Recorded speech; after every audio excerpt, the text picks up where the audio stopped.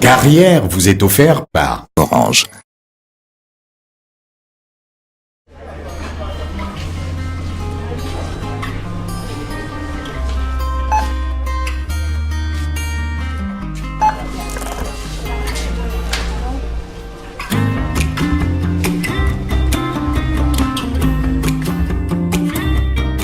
Chérie, ça devrait faire l'affaire. Parce que manquer d'argent, ça peut vraiment être gênant. Orange met à votre disposition la carte Visa Orange Money qui vous facilite l'accès à votre compte Orange Money sans contrainte. Retirez votre argent de tout distributeur Visa au Cameroun et réglez vos achats facilement et en toute sécurité. Orange. Des Africains de talent, j'en rencontre tous les jours. Comme d'habitude.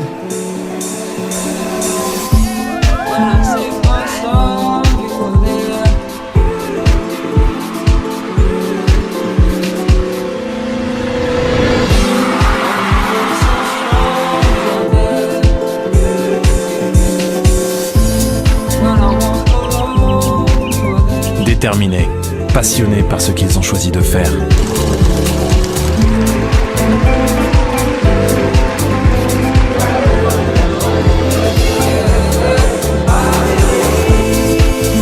Des personnes talentueuses dont l'avenir s'annonce très prometteur.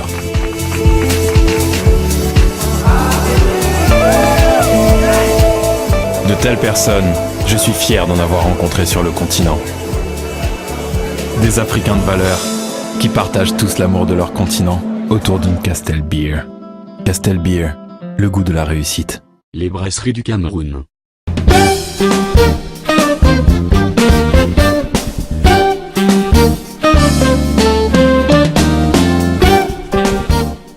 Une nouvelle édition de votre magazine Carrière dans un décor tout à fait original. Mesdames, Messieurs, l'équipe de production est venue jusqu'ici sur le site touristique des Bogos et c'est à partir d'ici que nous allons dérouler le menu de cette autre édition de votre magazine. Notez bien qu'à travers l'innovation, le courage, la persévérance, les personnalités que nous allons voir dans ce magazine vont vous inspirer le succès. Installez-vous pour découvrir d'abord en images le sommaire de ce magazine. Bienvenue dans votre magazine Carrière. Nous recevons ce mois une figure emblématique des traditions africaines, un ferveur défenseur des valeurs humaines, acteur de première heure de la création de l'Institut de la recherche agricole pour le développement IRAD. Il est aujourd'hui secrétaire exécutif du CERDOTOLA, Centre international de recherche et de documentation sur les traditions et les langues africaines. Le professeur Charles Binambikoy revient sur son parcours exceptionnel dans votre émission.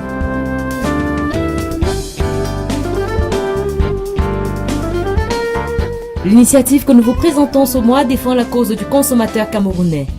C'est une association qui milite pour la mise à disposition du grand public des produits de qualité et à des coûts accessibles pour tous. Il s'agit de la Ligue camerounaise des consommateurs. Visite guidée avec Delors Magellan Kamse Kamgeng, président de la dite Ligue.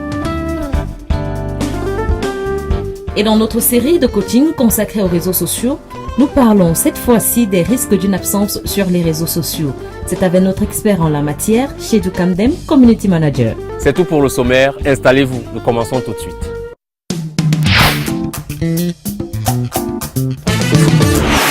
Parlons d'abord d'un point que nous avons tous en commun, c'est celui d'être des consommateurs. La différence se fait au moment où on devient consommateur actif ou consommateur passif. Il faut savoir en effet qu'en tant que consommateur, nous avons des droits. Et au Cameroun, il existe une association de la défense des intérêts des consommateurs. La Ligue des consommateurs est conduite au Cameroun par Delors Magellan Kamsekangeng, qui nous présente ici son association, son mode opératoire et ses objectifs. C'est dans la rubrique Initiative.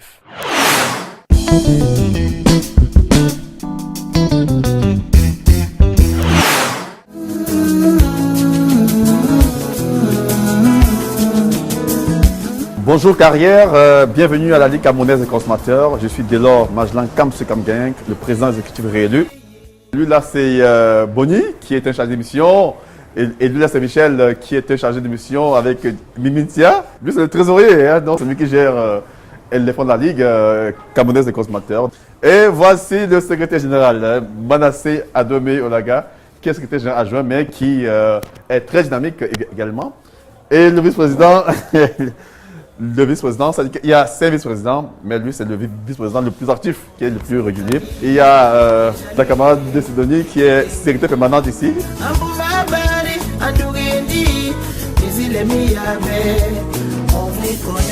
La Ligue camerounaise des consommateurs est une initiative qui découle du fait que les consommateurs, au début de la décennie 2000, ont eu beaucoup de frustrations, notamment les grosses coupures, les grandes coupures d'électricité, qui énervaient les gens, qui les surprenaient. Et du coup, on s'est dit, on doit chercher à savoir ce que c'est. Et c'est ainsi qu'on s'est réunis en assemblée générale constitutive qui a eu lieu le 10 octobre 2002, ici même à Yaoundé. Et par la suite, le 16 décembre 2002, nous avons eu le fameux récépissé de déclaration qui est en quelque sorte l'acte de naissance officiel de la Ligue camerounaise des consommateurs.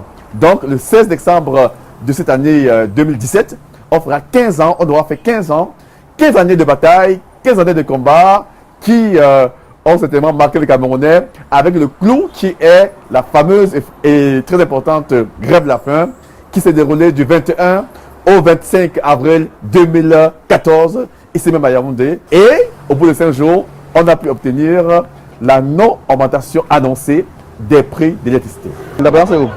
On a mis 0 comme ça, là, 1,5 kg. Et qu'est-ce qui montre que c'est 1,5 kg? Je connais que je vends, non? Non. Il faut la balance. Quand tu vends, il faut la balance. C'est ça. Si tu fais de vente, ça balance. C'est ça. Hein? Donc ça c'est un conseil de la Ligue des consommateurs. Au terme de la loi cadre numéro 2011, base 012 du 6 mai 2011, est consommateur celui qui utilise un produit pour son bien ou pour celui des personnes à sa charge, pour les prestations, les bénéficiaires de celle-ci. Donc le consommateur n'est pas seulement celui qui utilise un produit, même celui qui bénéficie d'une prestation est consommateur. Donc du coup, la Ligue camerounaise des consommateurs s'est répartie en départements pour pouvoir donc mener ses actions dans ces différents segments. Les initiatives que nous portons viennent des consommateurs. Ce sont les frustrations, ce sont les peines, ce sont les violations des droits des consommateurs qui fondent nos actions, qui fondent nos plaidoyers, qui fondent nos lobbying. Donc ça se fait en commun. Donc du coup, la Ligue a un bureau exécutif élu, donc qui comporte environ 15 membres. Et c'est ce bureau-là qui décide de ce qu'il y a lieu de faire. Maintenant, le président est le porte-parole, c'est-à-dire que le président représente la Ligue. Donc, on vote le président parce qu'il est porte-parole de la Ligue. Donc, la Ligue camerounaise des consommateurs, ce sont les consommateurs membres. Et pour être membre, il faut seulement payer ses frais d'adhésion, 5 000 francs CFA par an seulement. Et pour les membres d'honneur, c'est 20 000 francs par an. Et maintenant, on a plus de sympathisants que de membres. Parce que les gens préfèrent boire les bières avec les 5 000 francs que d'adhérer.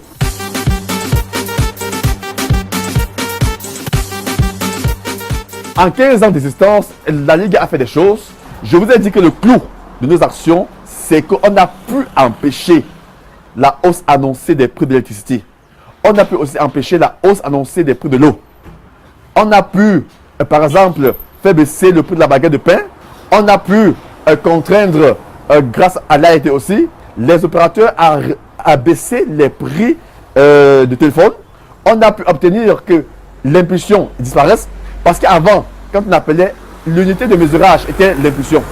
Et l'impulsion ne correspondait à rien par rapport à l'horloge, donc par rapport à la montre. Donc on a pu obtenir la fin de l'impulsion.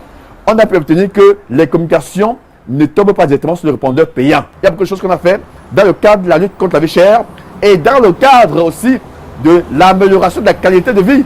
Nous sommes partenaires clés de l'Agence des normes et de la qualité ANOR, où nous sommes vice-présidents de plusieurs comités techniques d'élaboration des normes. Donc, nous sommes très concernés, très intéressés par tout ce qui concerne le consommateur sur le plan de la quantité des produits, la qualité des produits, les prix des produits. Nous siégeons dans plusieurs instances où se décide le sort du consommateur.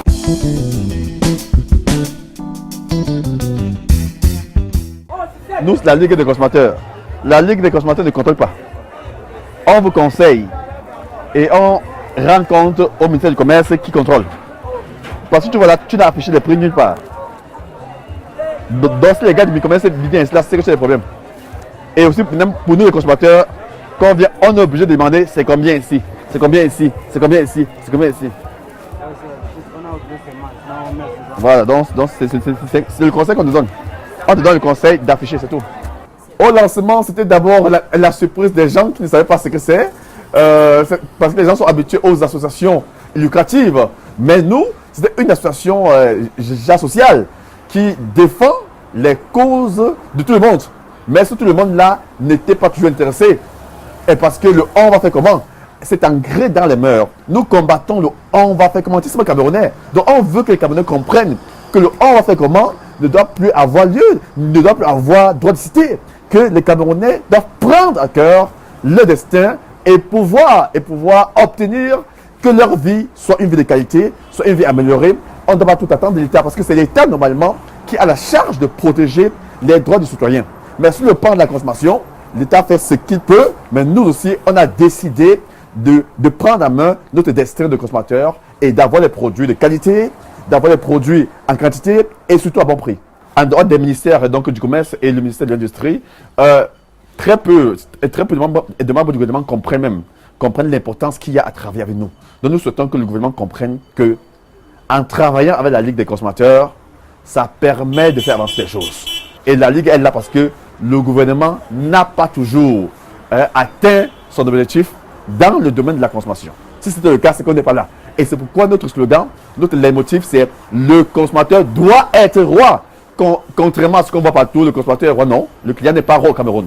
Le client est esclave du roi. Et nous, on milite, nous, on se bat, nous, on fait tout ce qu'on peut, on se ligue avec les consommateurs pour les amener à être rois et non esclaves du roi. On attend des consommateurs qu'ils cessent de prendre uniquement leur ventre et leur bas-ventre au sérieux. Ils doivent comprendre qu'il a des droits d'abord.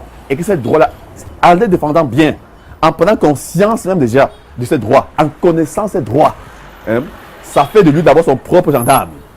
Donc la finalité, c'est que le consommateur camerounais soit d'abord son propre gendarme avant d'attendre l'intervention des contrôleurs de prix qui sont les gendarmes aussi sur la qualité de la vie et sur l'application des vrais prix. Je ne veux pas être grossier, mais les banques vraiment énervent.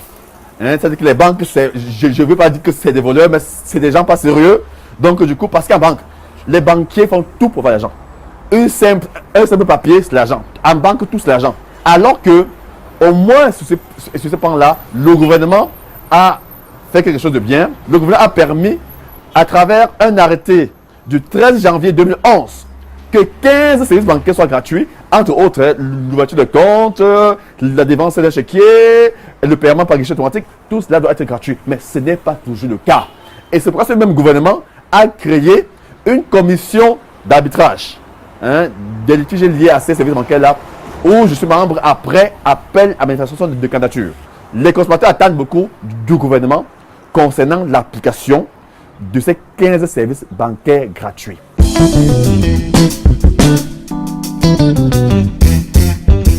Ambition à court terme déjà, donc c'est de commencer une grande sensibilisation porte à porte. Et puis, par la suite, donc on peut dire à moyen terme, nous allons passer à l'étape scientifique et méthodologique. C'est-à-dire quoi? C'est-à-dire qu'on va analyser les produits et publier les résultats d'analyse. Et puis, on va aussi mettre plus d'accent sur la communication. On va tout faire pour que notre journal, Meilleur Choix, puisse avoir une parution régulière et permettre que ce soit le journal de référence des consommateurs. Et maintenant, à long terme, on prévoit la mise en place d'une radio du consommateur, d'une télévision du consommateur, pour que des émissions soient concentrées essentiellement sur les produits.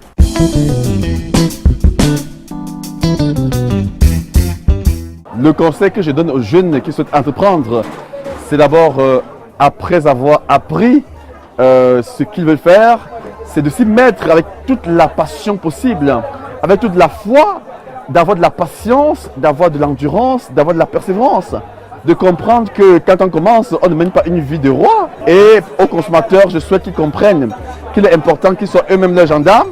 Quand vous venez acheter un produit, il faut d'abord vérifier la date de péremption, il faut ne pas être pressé, prendre votre temps pour mieux faire vos courses. Et ainsi, certainement, vous aurez des produits de bonne qualité.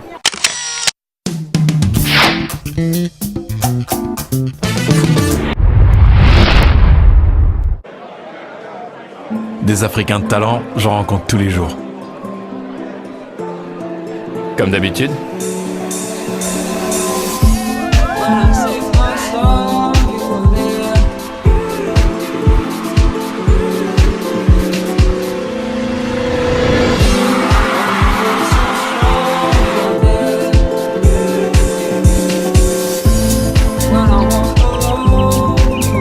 Déterminés, passionnés par ce qu'ils ont choisi de faire.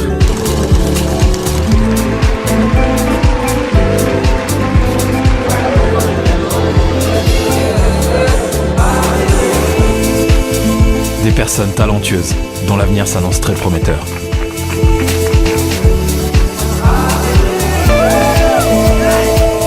De telles personnes, je suis fier d'en avoir rencontré sur le continent. Des Africains de valeur qui partagent tous l'amour de leur continent autour d'une Castel Beer. Castel Beer, le goût de la réussite. Les brasseries du Cameroun. On souhaiterait tous faire des opérations de paiement mobile en temps voulu. Avec l'application Orange Money, disponible sur Google Play, vous pouvez encore plus facilement effectuer des opérations. Transférer de l'argent en toute simplicité, effectuer vos achats dans les boutiques et supermarchés partenaires, payer vos factures à toute heure sans vous déplacer, gérer votre compte bancaire en tout temps et en tout lieu, acheter du crédit de communication pour vous et vos contacts Orange.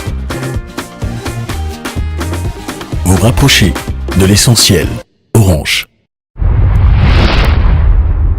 Nous sommes toujours sur le site touristique des Bogos et précisément sur le fleuve Nion qui nous accueille en ce moment même dans une pirogue sous la mangrove pour vous présenter notre invité de la rubrique Success Story. Eh bien, parce que c'est un homme de culture, décidé à faire valoir toutes nos traditions et promouvoir les langues africaines, nous sommes donc venus ici pour introduire notre invité, le professeur Charles Binam Bikoy, qui nous a fait l'honneur de nous retracer sa trajectoire exceptionnelle, nous raconter avec force détail et illustration tout le parcours qui caractérise sa riche et dense carrière. Voici une personnalité fortement inspirante, au caractère bien trempé, puisqu'il est souvent dans la contestation utile. Le professeur Charles Binam Bikoy, invité Success Story de cette édition de carrière. Suivez attentivement.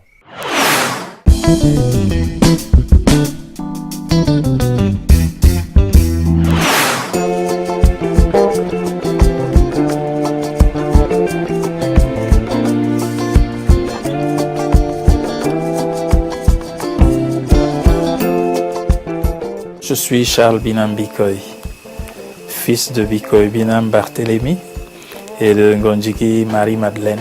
Ce que je devrais signaler ici, c'est que j'ai des parents multiculturels. Donc je suis un Camerounais de race Bassa, africain de Cameroun, né il y a un peu plus de 65 ans.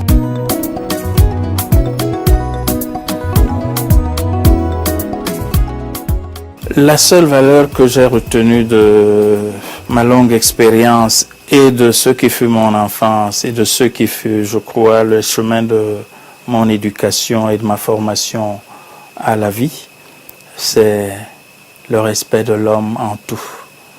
Respecter l'homme. S'aimer tel qu'on s'est découvert en ouvrant les yeux sur son propre être, parce qu'on s'aime. Aimez ceux qui vous ont donné de pouvoir vous regarder comme homme et de vous aimer et de donner en partage cet amour aussi longtemps qu'il y a des hommes sur votre chemin.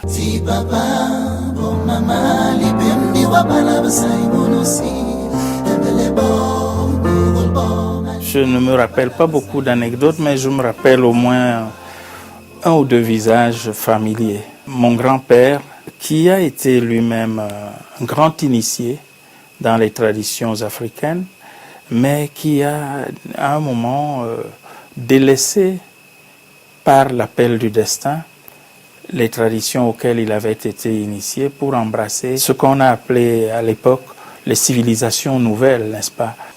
Il y a à côté de lui une dame, c'est la deuxième figure, qui a été son épouse. Eh bien, cette dame, vous aimez les anecdotes, paraît-il, qui m'a surpris un jour alors que je me trouvais être élève au cours moyen 1. J'avais 9 ou 10 ans. Et cette dame, un soir, elle me dit, tu sais, tu vas être mon maître. Je dis, comment ça, je vais être ton maître? Elle me dit, oui. Elle avait un commerce de beignets. Elle m'a donc dit, désormais, tu auras un beignet tout spécial chaque fois que je ferai les beignets. Je dis, oui, mais qu'est-ce que tu veux? Je serai ton maître. Pourquoi? Elle me dit, non. Quand tu rentres de l'école, tu dois m'apprendre à lire et à écrire. À l'époque, je crois que ma grand-mère avait 55 ans. Elle a appris à lire et à écrire à cet âge-là. Son problème était de pouvoir faire elle-même ses calculs, sa comptabilité. Et donc, quand elle a maîtrisé la lecture, les rudiments de lecture, le calcul, c'était assez pour elle. Et de toute façon, j'étais assez grand pour partir sur les chemins du collège.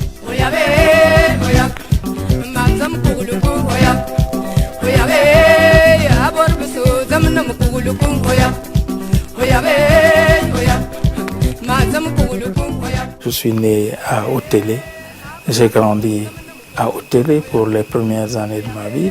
J'y ai fait mon école primaire, à l'école primaire Saint-Pédis d'Otélé, que je quitterai à l'âge de 11 ans dans un mouvement de révolte devant l'injustice que le directeur de l'école avait appliquée à un de mes camarades pour se venger d'un des moniteurs de l'école qui me prenait en particulière affection. Protester, décider de soutenir mon camarade puni injustement par le directeur de l'école. Évidemment, ça aboutit sur un clash où on a bloqué un samedi matin toute l'école à cause de moi, parce que j'avais dit que personne n'entrerait plus en salle de classe si mon camarade n'était pas dans la classe.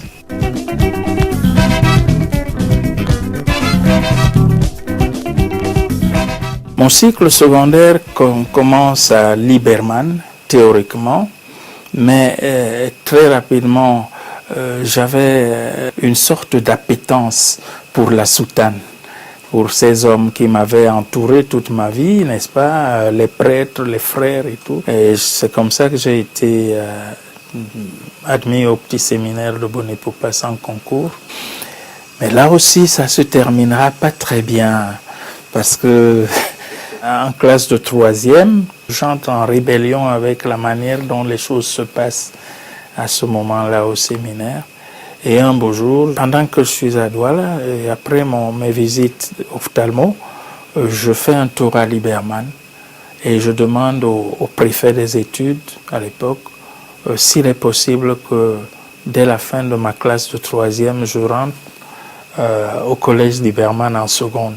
Évidemment, on a accepté, mais ils ont écrit au séminaire. Et donc, j'ai bénéficié de ces circonstances atténuantes qui font que j'ai pu terminer mon année, présenter le BEPC, et c'est comme ça que je reprendrai donc à la rentrée le chemin de Liberman pour des études d'initiation aux sciences économiques et sociales, ce qu'on appelait la série B. À la fin de ma classe de première, alors, il va encore se passer quelque chose. Cette fois, c'est pas une révolte. À la fin de ma première, je passe le probatoire à l'IT parce que j'avais fait un accident très grave à l'internat du collège où j'ai dû être immobilisé pendant les 3 derniers mois de l'année de première. Je bénéficiais à la fois de l'affection et de la sollicitude des pères qui avaient décidé de déplacer les classes leur classe dans l'infirmerie du collège où j'étais retenu pour que je puisse bénéficier des cours, n'est-ce pas, même temps que mes camarades de certains cours. À la fin de cet exercice-là, quelque chose se passe. Je me dis, mais à l'université, je ne veux pas du tout être économiste. Je vais faire des choses qui m'intéressent plus. Je pensais déjà à l'anthropologie, et je pensais à la philosophie. Et donc, à la rentrée, je pose le problème. Mais j'ai été mal entendu parce que les pères estimaient que c'était de la folie, notamment le père Gély, qui était le préfet des études. Il dit, mais vous ne pouvez pas, mon garçon, vous ne pouvez pas. Vous avez fait un probatoire B, le collège Liberman n'a pas de série A. Donc vous terminez vos études, vous préparez le probatoire, et puis vous êtes le meilleur. Vous n'allez pas rater votre année de baccalauréat. Puis je vais voir le recteur de l'époque, je lui soumets le problème. Il dit, mais le préfet a raison. Il te faut rattraper ceci, il te faut rattraper cela. Comment tu vas faire? Je dis, mais moi je vais le faire. Je vais le faire. Alors il dit, bon, on va peut-être trouver une solution. Liberman travaille beaucoup avec le collège Chevreul. Et à Chevreul, ils ont une terminale A.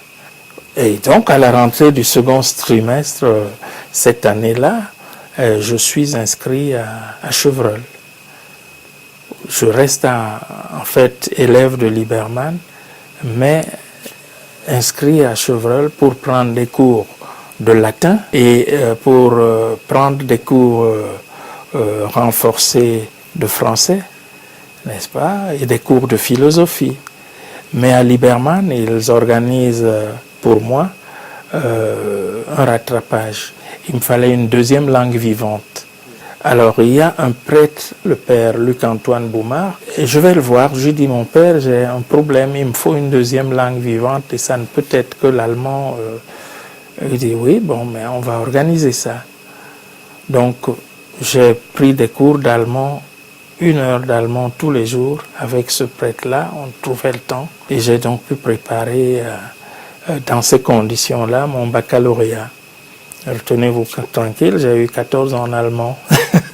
Ouais, et en même temps que j'avais la première note de dissertation française au baccalauréat de tout le territoire à l'époque.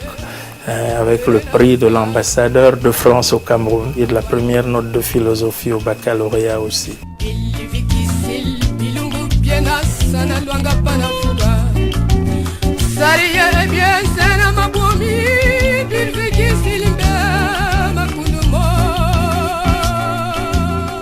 J'ai choisi de faire mes études au Cameroun dès la sortie du collège. Je suis fier donc d'avoir préparé ici une licence S-Lettres, puis après un diplôme d'études supérieures de lettres.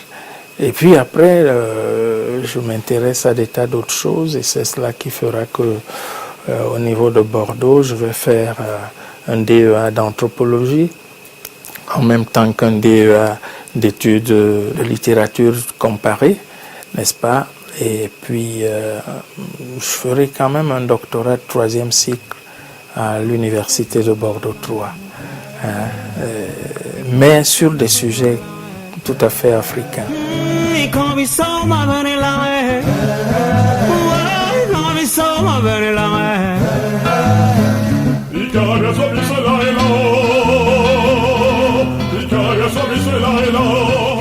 Le seul titre dont je me souviens, c'est Les Contes du Cameroun.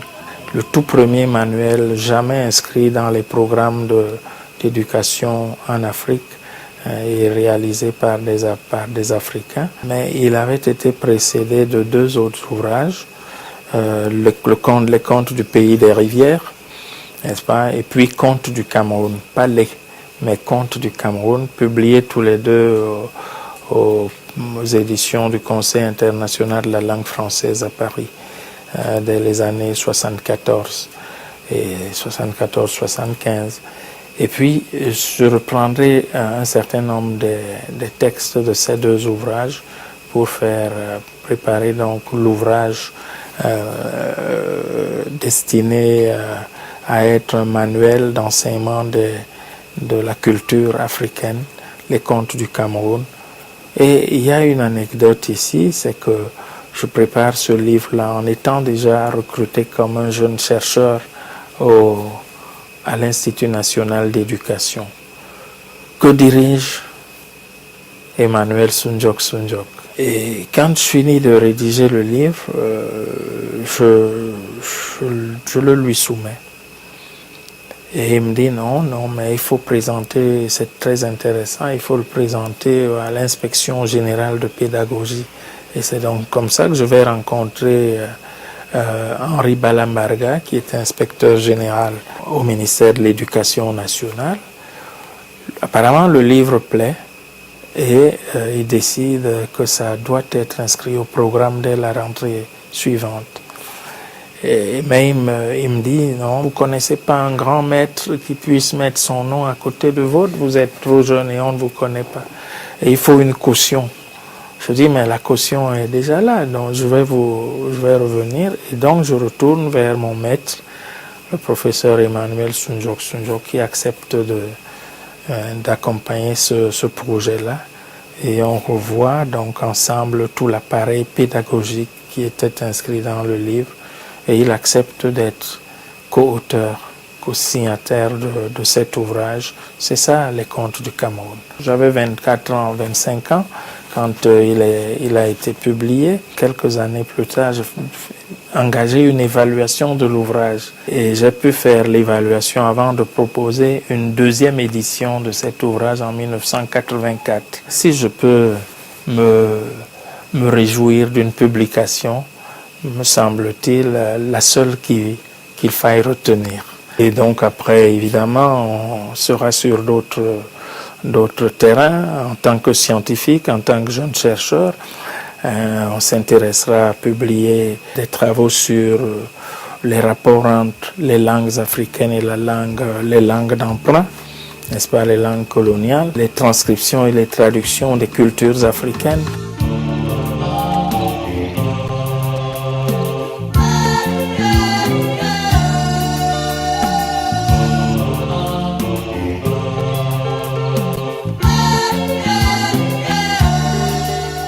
J'ai travaillé sur l'Est Cameroun, où je suis devenu sur le terrain anthropologue de métier, parce qu'il fallait aller à la découverte de sociétés peu connues. On rencontre des hommes oubliés, chez qui on envoyait d'autres hommes en affectation disciplinaire. C'est pour ça que je tiens à souligner cela. Mais ils étaient Camerounais. Ils n'étaient pas connus. Ils étaient non seulement ignorés, mais minorés dans leur être. Cela va susciter mon intérêt et un intérêt accru pour leurs productions intellectuelles. Et c'est de là que sortira le maître ouvrage, enfin l'ouvrage qui sera ma thèse de doctorat d'État. Parce que ce ne sera pas une thèse comme une autre. Je ne veux rien démontrer dans cette thèse-là, mais je décide à un moment de produire en première mondiale, si on peut dire, n'est-ce pas, la plus belle fresque littéraire jamais produite par l'esprit humain, à ma connaissance. Et pendant quelques 15 ans, j'ai travaillé sur le Mpomo. Vous connaissez ce livre? Vous n'avez jamais entendu parler de Mpomo? Peut-être qu'on en a une copie ici. Oui, il y en a une ici. Vous avez deviné, je suis pygmée. Autant vous le dire, moi je suis pygmée. Yeah, yeah, yeah, yeah, yeah. Alors, vous avez le travail qui est sorti de cette recherche de plusieurs dizaines d'années, de cette immersion dans la tradition des peuples de la forêt de l'Est Cameroun, inconnus, où on disait qu'il ne peut rien sortir de bon de ces gens-là. Eh bien, c'est la plus grande épopée au monde. avec le Mahabharata des hindous. C'est elle que vous tenez entre les mains dans sa version française. Évidemment, j'ai également sorti produit la version en langue consimée. Une œuvre de dévoilement, n'est-ce pas, de la richesse et de la puissance de l'esprit humain chez des peuples minorés et inconnus. Je suis né sous un grand palais tuvier, mes dents ont aussitôt été taillées pour mieux croquer du gibier boucané, car un pygmée c'est un grand carnassier. Chef de service de la coopération scientifique et technique, je crois que nous avons œuvré, contribué à donner une certaine impulsion à ce secteur-là pour la recherche scientifique et technique. Et puis après, on sera chargé d'études à ce qui sera le ministère de l'enseignement supérieur, de l'informatique et de la recherche scientifique. On sera chargé d'études. C'est l'époque où je serai essentiellement le logographe des ministres, n'est-ce pas? J'écrirai beaucoup de discours pour mes patrons. Et après, j'ai été, je crois, dans l'évolution, chef de division, directeur de la coopération encore. J'y reviendrai, la coopération scientifique et technique. Et c'est au moment où je suis à cette position haute-là que je me trouve confronté à la restructuration de la recherche agricole du Cameroun.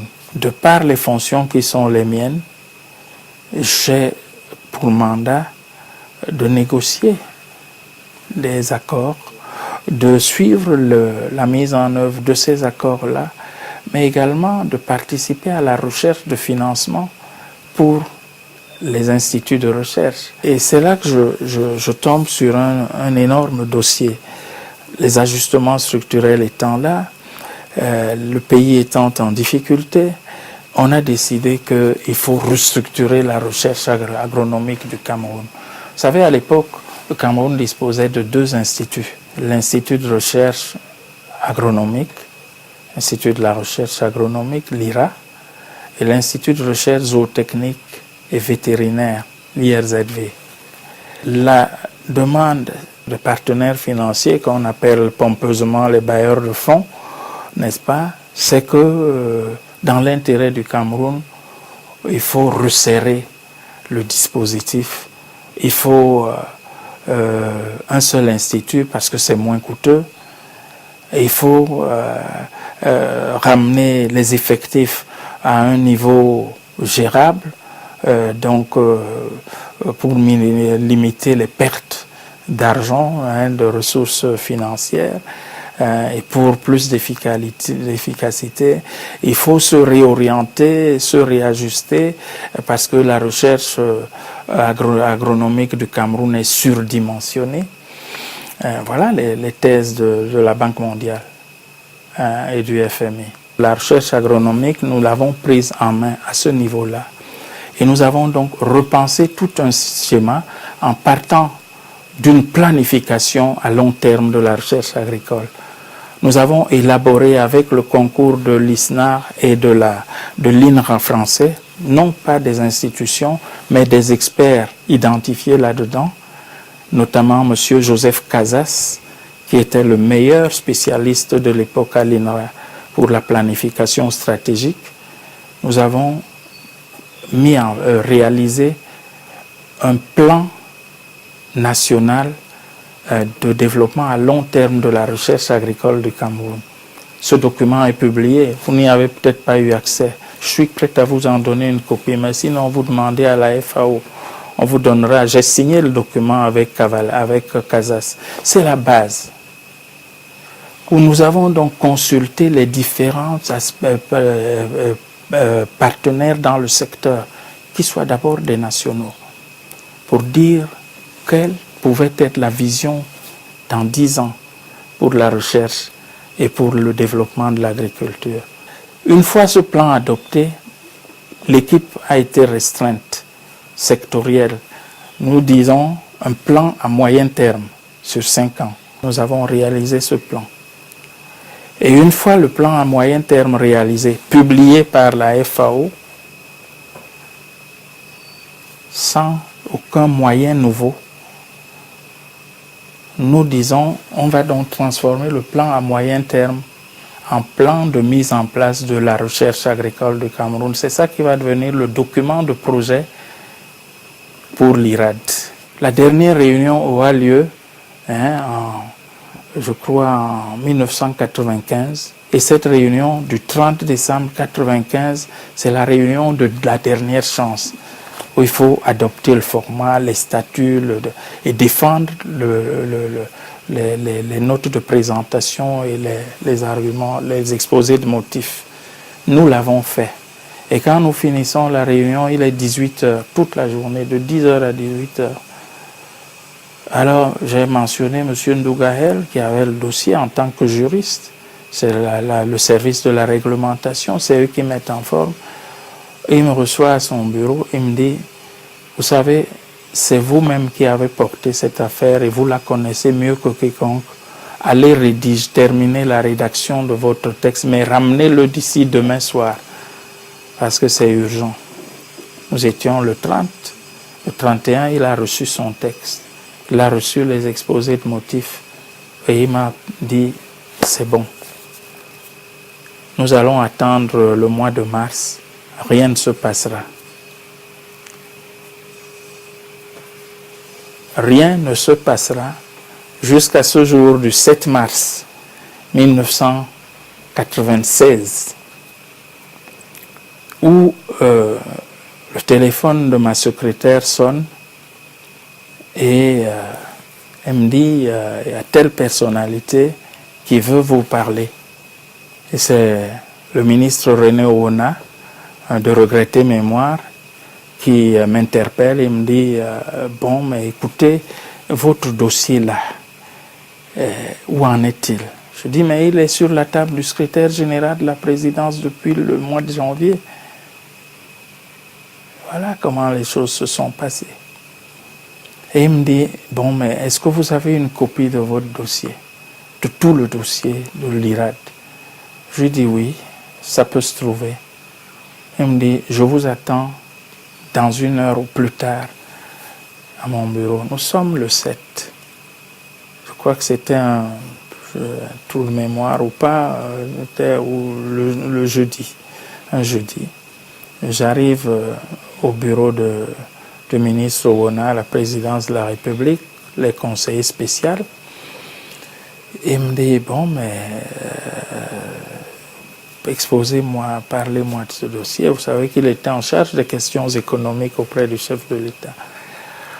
Et je finis de faire mon exposé. Il me dit, bon, mais tout ça, je le savais déjà un peu. Maintenant, il faut que ce dossier sorte. Je dis, mais il est déjà... Il me dit, oubliez ça.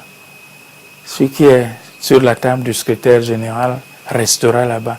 Vous pouvez vérifier qui était secrétaire général de la présidence à cette époque-là. On se battait pour les postes, qui va être ci, qui va être ça. Je n'étais pas dans la bataille, évidemment, dans la course. Eh bien, il me dit, j'ai appris que vous maîtrisez parfaitement l'outil informatique. Je dis, oui, je fais le traitement de texte, mais il me dit, bon, prenez la place de ma secrétaire. Faites une note au chef de l'État et vous signez votre note. C'est ce qui s'est fait. Donc, quelquefois, les gens racontent des histoires. Le chef de l'État est léthargique, il fait dans l'inertie, il ne fait pas. Alors qu'il est entouré de collaborateurs qui ne lui donnent pas la pleine dimension du retour des attentes, ni du retour du travail fait pour que ce pays prospère. Eh bien, je me suis installé dans le bureau de M. René Ouona, paix à son âme. J'ai rédigé en 3 paragraphes une note de synthèse. Il devait être 12h30. Il m'a dit, bon, tu ne bouges pas. Il a pris le dossier avec la copie du projet de décret. Je dis bien la copie, Parce que l'original était parti depuis 3 mois. Il est monté avec ma note, les exposés de motifs dont j'avais copié, avec les mentions de la primature et tout le reste. Il a pris le dossier, il est monté. Il est revenu une demi-heure après, il m'a dit « tu peux partir ». Et c'est comme ça donc que le chef de l'État a rendu public le décret. Ce nom, c'est moi qui l'ai choisi. IRAD, Institut de recherche agricole pour le développement.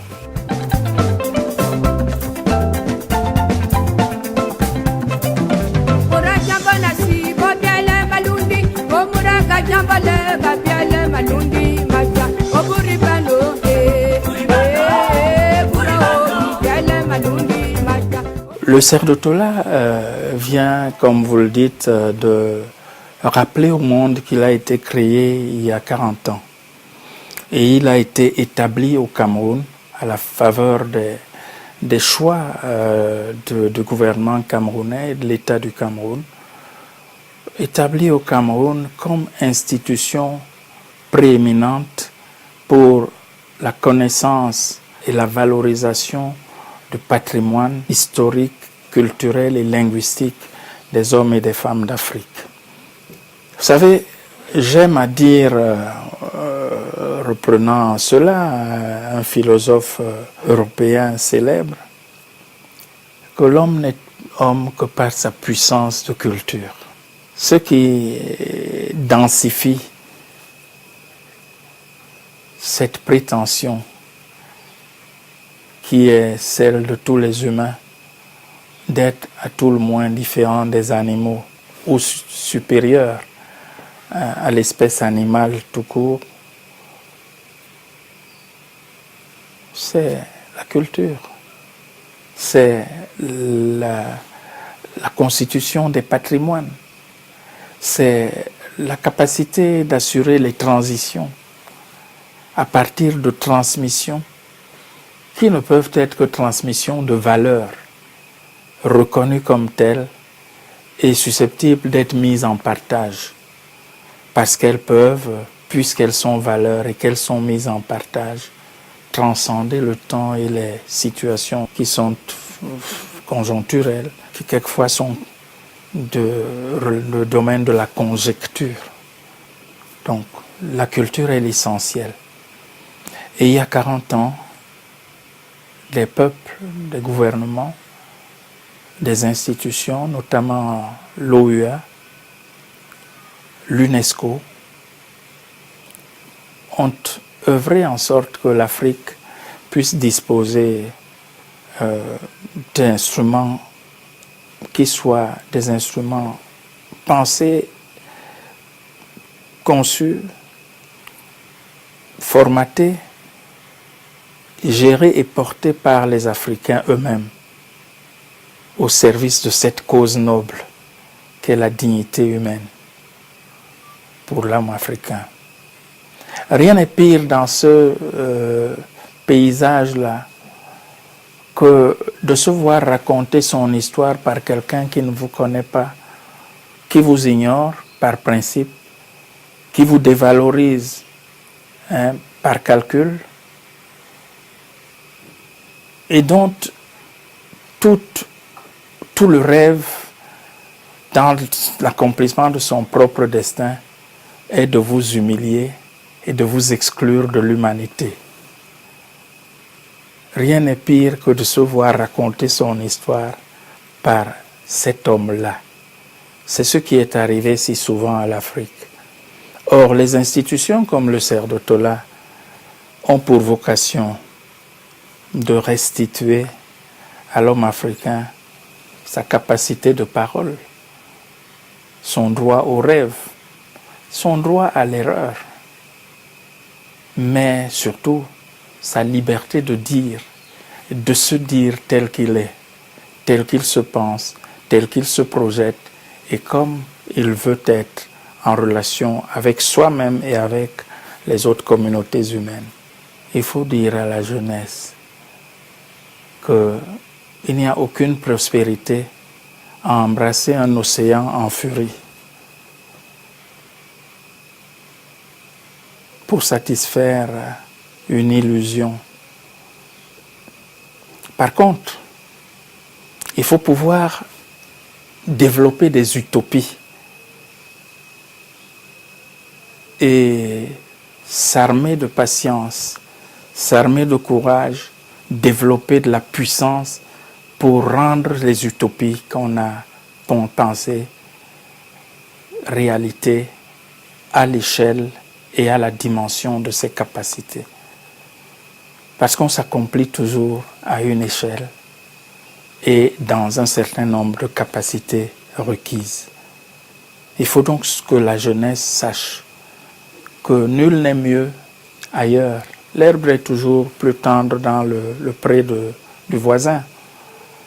Mais si on vous laissait le pré à gérer, vous vous apercevriez très vite que le pays de vos enfances, le pays que l'on quitte, restera toujours le plus beau. C'est à cultiver ce rêve que nous œuvrons au Cerf d'Otola, à donner au monde actuel la plénitude de sa suffisance en tant que monde des humains. Parce qu'il n'y a pas un monde sans passé. Il n'y a pas d'humanité s'il n'y a pas des humanités qui portent l'humanité du jour. Or, les humanités sont inscrites dans la perspective historique. Il faut se raconter, il faut se redécouvrir. Et quand on se met donc sur ce chemin-là, à se découvrir, l'archéologie va dévoiler qu'en réalité, votre histoire, jeunes gens, notre histoire en tant qu'hommes et femmes d'Afrique, ne commence pas avec la traite négrière. Elle ne commence pas avec le colonialisme, expression la plus achevée de la barbarie. Elle ne s'achèvera pas, ni ne prospérera avec le néocolonialisme, qui est aliénation et, j'allais dire, expédition nouvelle de nos intelligences, de nos consciences, dans l'exil d'autrui. Il faut se reprendre en main.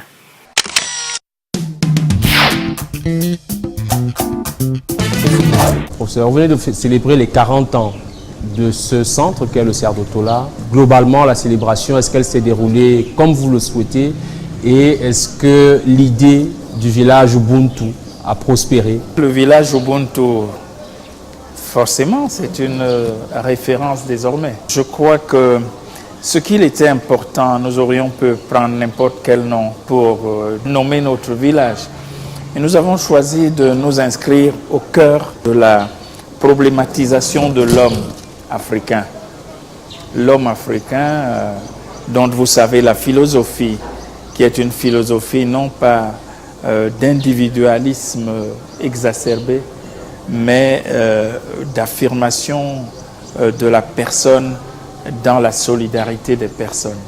Et c'est cela que veut dire Ubuntu, n'est-ce pas, dans les langues Xhosa d'Afrique du Sud. Et on a vu beaucoup d'hommes à cette célébration des 40 ans du Cerf d'Otola, notamment des autorités traditionnelles, des personnalités emblématiques de nos traditions et de nos valeurs culturelles. Quel était l'objectif de ce déploiement? L'Afrique est l'Afrique, non pas du tracé des frontières héritées de la colonisation, mais l'Afrique de l'éternité des Afriques, c'est-à-dire des communautés africaines elles-mêmes. Puisque nous sommes, parce que nous sommes, ça veut dire que nous sommes des hommes des communautés. Et ces communautés-là ont des valeurs, ont développé des savoirs, ont développé des avoirs, ont développé de la puissance. Et ce qui fait que, ayant développé tout cela, ces hommes se sont mis dans une perspective de leur épanouissement et de leur être au monde. C'est cela que nous avons voulu montrer. Et qu'au-delà de ce qui aujourd'hui justifie qu'on prenne un visa pour aller d'une région à l'autre ou d'un espace à l'autre de l'Afrique, il y a l'Afrique des substrats identitaires. Il y a l'Afrique des communautés Et c'est par l'Afrique des communautés que le destin de l'Afrique doit pouvoir reprendre le dessus dans les enjeux qui sont les enjeux de développement, les enjeux dits d'émergence ou de réémergence et les enjeux de renaissance. Donc, convoquer ici les représentants qui sont les dignes gardiens du patrimoine immémoriel de l'Afrique, c'est renouer ce que j'aime appeler la connectivité éternelle de l'Afrique. Et on l'a vu belle, on l'a vu tout en couleur, on l'a vu dans toute la pétulance de son existence. Et je crois que tout le monde a été heureux de voir cette image de l'Afrique plurielle mais une, multiculturelle mais surtout unie dans sa diversité, sans avoir besoin de recourir à des expédients qui lui seraient imposés ou à des atours qui lui auraient été collés de par les aléas des colonialismes ou des rencontres historiques. Professeur Charles Binam Bikoy, avant de nous séparer, une question en perspective. Quel est l'avenir, peut-être pour le Cerf de Tola? Si vous pouviez partager avec nous quelques perspectives, quelles sont-elles? Mais le Cerf de Tola est sur une rampe de lancement. Qu'est-ce que 40 ans sinon un moment de ressourcement, un nouveau départ? Nous n'avons pas dit adieu au Cerf de Tola.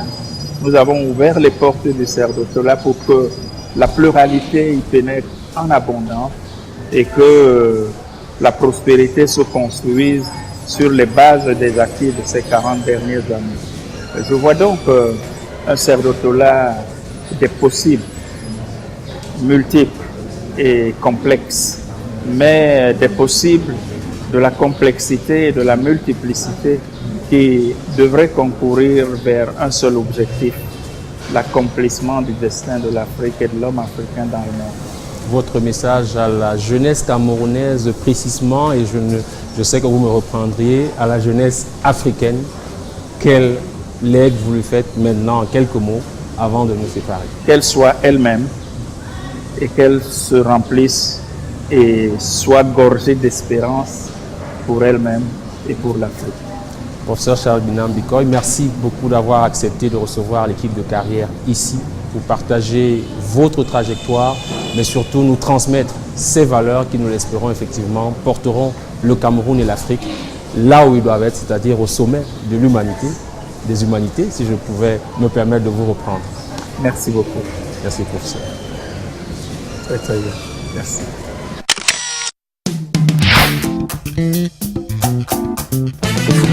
Pour des raisons qui vous sont propres, vous pouvez choisir d'être absent des réseaux sociaux. Je précise au passage que nous qui sommes en tournage en ce moment sur le fleuve Nion, nous ne pouvons pas accéder à ces réseaux pour cause de défaillance de réseaux téléphoniques. Mais alors, quels sont les inconvénients à être absent des réseaux sociaux? Chez Ducamdem, notre coach en community management traite de cette question de l'absence sur les réseaux sociaux. C'est dans la rubrique coaching de cette édition de carrière.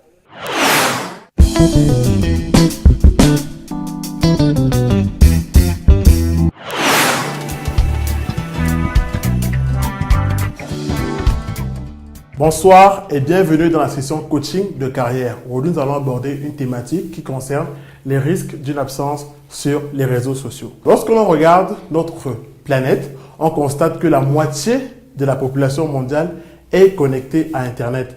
L'Afrique également est très connectée via l'utilisation des smartphones. Au Cameroun, bien évidemment, nous sommes très accros à Internet et principalement aux réseaux sociaux. Alors, Facebook domine en fait ce classement des réseaux sociaux au Cameroun avec environ 2,5 millions de personnes inscrites sur sa plateforme. Derrière, vous avez le réseau social Twitter, LinkedIn ou encore Snapchat et également Instagram.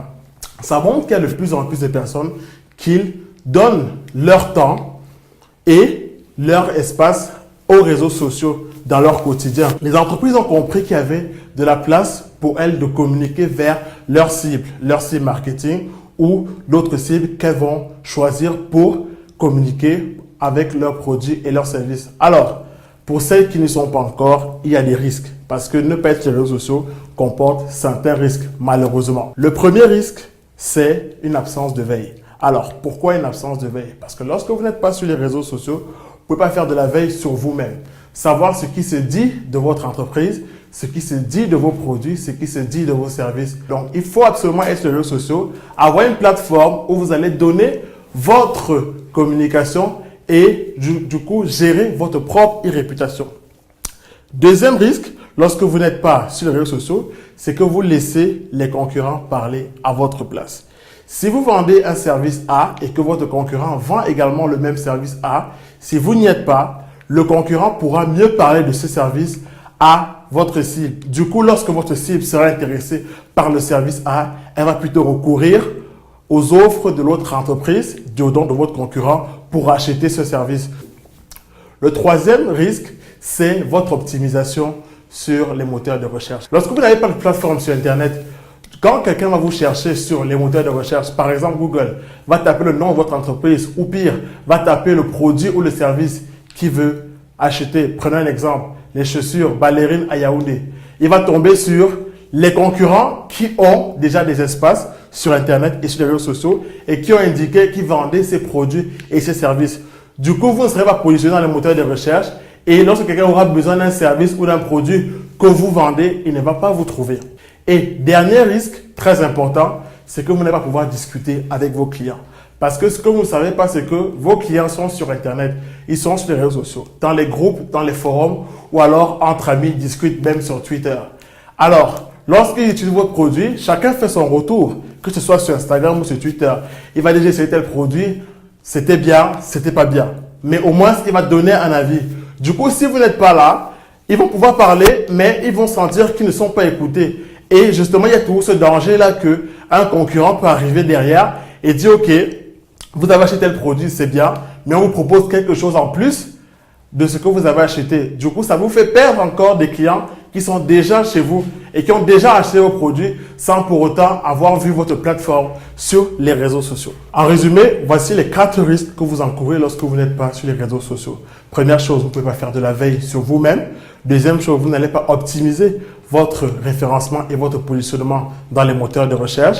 Vous allez laisser les concurrents parler à votre place des produits et des services que vous commercialisez. Et bien évidemment, vous n'allez pas être à l'écoute de vos clients ou alors des prospects qui sollicitent vos produits et vos services. Merci de nous avoir écoutés. Je vous donne rendez-vous dans une prochaine édition de Carrière. C'est la fin de cette édition de Carrière déroulée à partir du site touristique des Bogos. Et si le décor vous surprend, mesdames, messieurs, c'est que nous sommes encore dans la pirogue, en plein cœur du fleuve Nion. Nous espérons que vous avez apprécié cette balade touristique, mais surtout que le contenu de ce magazine vous a édifié et vous a renseigné pour construire davantage et mieux votre carrière. Notez le rendez-vous de votre édition prochaine dans un mois. D'ici là, nous vous souhaitons de bonnes fêtes et toute l'équipe de production se joint à moi pour vous dire joyeux Noël et bonne année. À bientôt.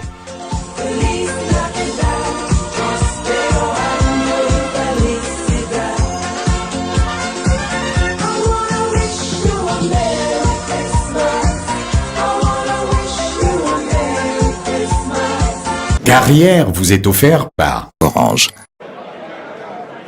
Des Africains de talent, j'en rencontre tous les jours. Comme d'habitude.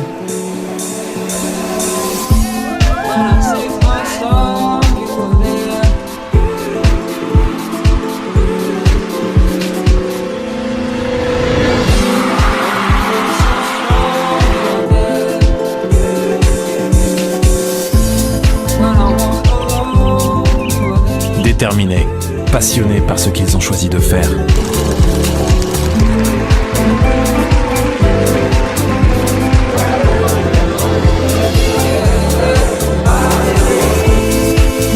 Des personnes talentueuses dont l'avenir s'annonce très prometteur.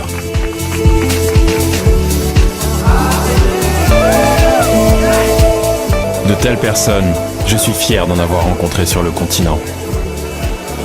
Des Africains de valeur qui partagent tous l'amour de leur continent autour d'une Castel Beer. Castel Beer, le goût de la réussite. Les brasseries du Cameroun.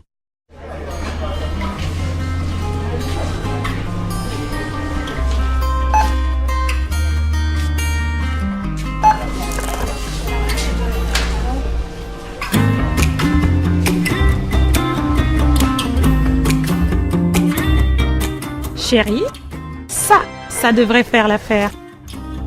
Parce que manquer d'argent, ça peut vraiment être gênant. Orange met à votre disposition la carte Visa Orange Money qui vous facilite l'accès à votre compte Orange Money sans contrainte. Retirez votre argent de tout distributeur Visa au Cameroun et réglez vos achats facilement et en toute sécurité. Orange.